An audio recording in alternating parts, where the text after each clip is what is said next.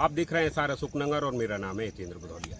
रंग पंचमी के दिन पूरे मध्य प्रदेश कहिए या देश भर में अशोकनगर जिले का नाम बहुत चर्चा में रहता है। ये चर्चा में नाम रहता है करीला के कारण।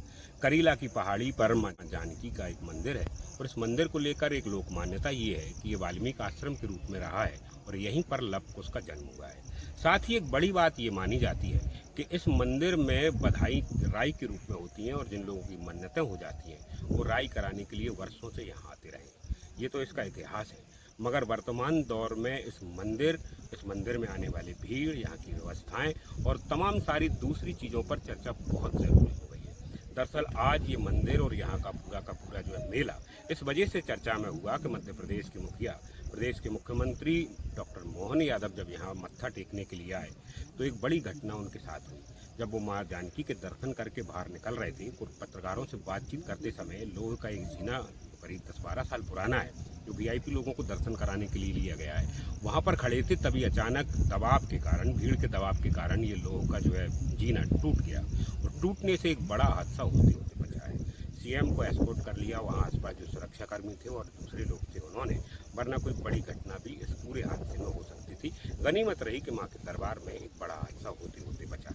मगर इस हादसे के बाद प्रशासन को सबक लेने की जरूरत है कि इतनी बड़ी भीड़ वाले इलाके में, जहां लाखों की संख्या में, लाखों में भी 25-30 लाख की संख्या में लोग आते हैं, जिस जगह सीएम के कार्यक्रम को बनाया गया था या तैयार किया गया था वहां भी हजारों की संख्या में लोग थे। ऐसे में क्या सीएम के लिए सारे प्रोटोकॉल के तहत चीजें सुरक्षा के मानकों के हिसाब से की गई थी? इस चीज पर गंभीरता से समीक्षा की जानी चाहिए और भविष्य में इस तरह की कोई चीज कम से कम इतने भीड़ वाले इलाके में ना हो, ये बहुत बड़ी बात है।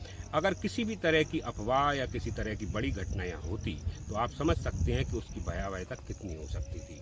अब ये एक बात पूरे सोशल मीडिया पर लगातार दोपहर के बाद से चर्चा में है कि क्या इस पूरे घटना को लेकर जिम्मेदारी तय की जाएगी या इसको लेकर कुछ चीज़ें और बेहतर तरीके से देखने को भी मिलेंगी। तो ये भविष्य के लिए एक सबक के तौर पर होगी, क्योंकि प्रदेश भर के तमाम सारे बड़े अधिकारी इस समय मौके पर मौजूद थे और उस दौर में सीएम के साथ ये घटना होना अपने आप में बहुत बड़ी बात है।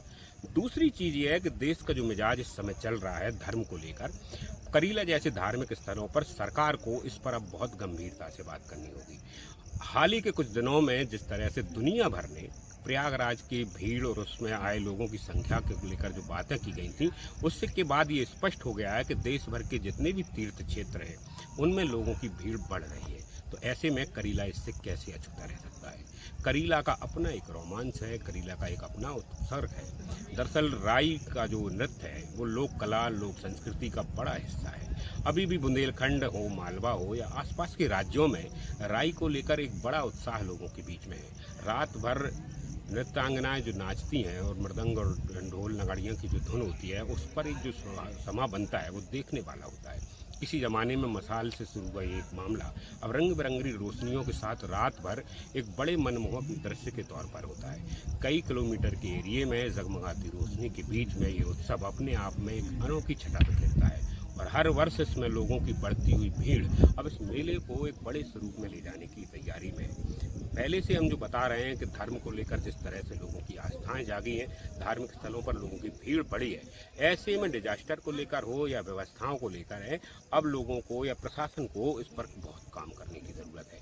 भले ही 3 दिन का ये मेला हो, मगर भीड़ के लिहाज से ये संख्या अपने आप में बहुत बड़ी है और इस तरह की चीज़ों को लेकर बड़े गंभीरता से प्रयास भी करने होंगे। एक बड़ा दुर्भाग्यजनक विषय ये भी है कि जिले के स्तर पर होने वाले मेले की तैयारियों के अलावा इस मेले की तैयारियों को लेकर ना तो प्रभारी मंत्री पहले आए और ना ही प्रदेश के दूसरे बड़े लोगों ने इतने बड़े मेले को लेकर इन व्यवस्थाओं के बारे में बातचीत की, क्योंकि लोगों की संख्या जिस तरह से बढ़ रही है वो अपने आप में बड़ा विषय हो गया। जिन 5-7 इलाकों से करीला पर लोग पहुंचते हैं उसमें अशोकनगर, विदिशा, सागर और आसपास से आने वाले रास्ते हैं। वर्षों पहले हल्के स्तर पर डेवलप किए गए ये इलाके आज भी यातायात के दबाव को सहन नहीं कर पा रहे। लाखों की संख्या में अब 2 व्हीलर और 4 व्हीलर बसें और दूसरे साधन से लोग यहाँ पहुँच रहे हैं। आज सुबह से ही इस पूरे इलाके में कई बार जाम की स्थिति लगी। जिस वीआईपी मार्ग को संरक्षित किया गया था या सुरक्षित चिन्हित किया गया था, उस पर भी जाम की स्थितियां बनी रहीं। आप समझ सकते हैं कि ऐसे में किसी भी तरह की कोई घटना होती तो वहां तक सहायता पहुंचा पाना और लोगों को निकालना कितना कठिन हो सकता था। तो इस पूरे के पूरे इलाके में पहुंचने की जो व्यवस्था है उस पर भी गंभीरता से प्रयास किया होगा, जाना ही चाहिए। दरअसल इस पूरे मामले में जो चूक होती है वो सिर्फ इस वजह से होती है कि इस मेले को 2 या 1-3 दिन के मानने के कारण उस पर इतना काम नहीं होता।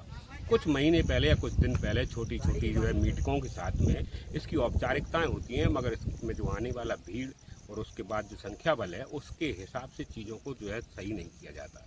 एक बड़ी सोचने वाली बात है जो सीएम ने भी अपने उद्बोधन में भाषण के दौरान कहा कि गर्मी का माहौल होता है और किलोमीटर पहले से लोगों को पैदल आना पड़ता है। ऐसे में इस पूरे इलाके में उनके लिए छाए की व्यवस्था करना, मेला क्षेत्र में छाए की व्यवस्था करना और दूसरी मूलभूत सुविधाओं को इकट्ठा करना अब एक चुनौती के तौर पर देखा जाना चाहिए। बड़ी बात यह है कि जिस इलाके में ये पूरा मामला होता है या पूरा मेला होता है वो एक पहाड़ी पर है और कई किलोमीटर तक खुला मैदान है।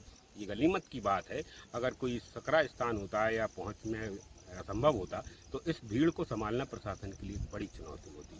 मगर यातायात का जो दबाव लगातार बढ़ रहा है, रात के समय जिस तरह से किलोमीटर दूर तक वाहनों की रेला और झिलमिल रोशनी होती है, उससे इसका अंदाजा लगाया जा सकता है। तो करीला मेले को लेकर जिस तरह की व्यवस्थाएं इस समय प्रशासन कर रहा है, जिस तरह अधिकारियों की ड्यूटी लगाई जा रही है, आसपास के जिलों के लोगों के सहयोग लिया जा रहा है, ये लग रहा है कि अगले कुछ वर्षों में जिस तरह से धर्म को लेकर लोगों की आस्थाएं बढ़ रही हैं और करीला जैसे स्थानों पर लोगों का लगातार आना जाना बढ़ रहा है, ऐसे माहौल में अब इस पूरे के पूरे कार्यक्रम को फिर से नए सिरे से देखना होगा और ये जिम्मेदारी भी प्रशासन को अपने स्तर पर बहुत जल्दी लेना पड़ेगी, क्योंकि इसको लेकर भी निरंतर काम करना पड़ेगा। तो सीएम ने एक बड़ी बात ये कही है कि पिछली बार जब वो आए थे तब लोकसभा की आचार संहिता लगी थी, ज़्यादा